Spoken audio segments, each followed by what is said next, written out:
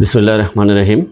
সম্মানিত পোল্ট্রি খামারি ভাইয়েরা, সবাইকে পোল্ট্রি তথ্য ও সেবা পেজে স্বাগত জানাচ্ছি। সাথে আছি আমি ভেটেরিনারিয়ান ডক্টর শাহিন আহমেদ মণ্ডল। আজকে আপনাদেরকে একটা ছোট্ট বিষয়ে ধারণা দিব, সেটি হচ্ছে যে ব্রুডিং এবং এটির সাথে মুরগির যে খাদ্যনালীর দৈর্ঘ্য, এটির কি সম্পর্ক রয়েছে। তো চলুন জেনে নেই।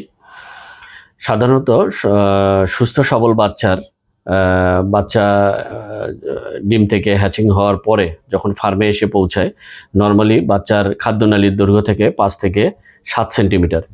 এবং যদি এটি ব্রুডিং খুব সুন্দরভাবে হয়, সব কিছু যদি ঠিকঠাক মেনটেন করা হয় এবং ব্রুডিং পিরিয়ডে তাপ, অক্সিজেন, বায়ু চলাচল, খাদ্য, পানি যদি ঠিকঠাকভাবে দেওয়া যায় এবং বাচ্চা যদি সুস্থ সবল থাকে, তাহলে 3 থেকে 4 সপ্তাহ পরে যদি আমরা পোস্টমর্টেম করি, তাহলে এই সুস্থ বাচ্চার ইন্টেস্টাইনের বা খাদ্যনালীর দৈর্ঘ্য আমরা পাবো 15 থেকে 20 সেন্টিমিটার।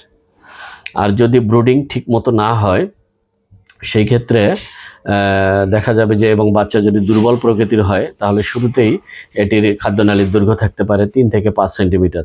এবং ব্রুডিং ব্যবস্থাপনা যদি সঠিকভাবে আমরা না করতে পারি, তাহলে 3 থেকে 5 সপ্তাহে এই দুর্বল বাচ্চার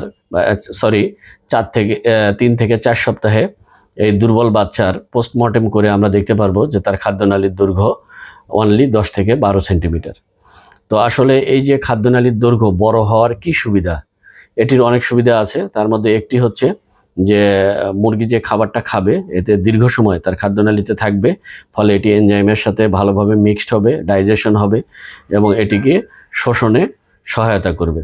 এবং এখানে সঠিকভাবে পুষ্টি শোষণ হওয়ার কারণে তার বৃদ্ধিও দ্রুত হবে এবং ত্বরান্বিত হবে।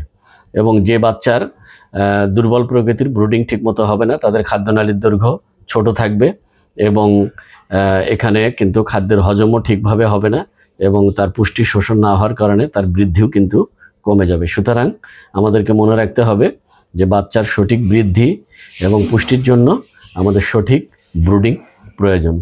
তো ধন্যবাদ। এ ধরনের ছোট ছোট টিপস পেতে আমাদের সাথেই থাকুন।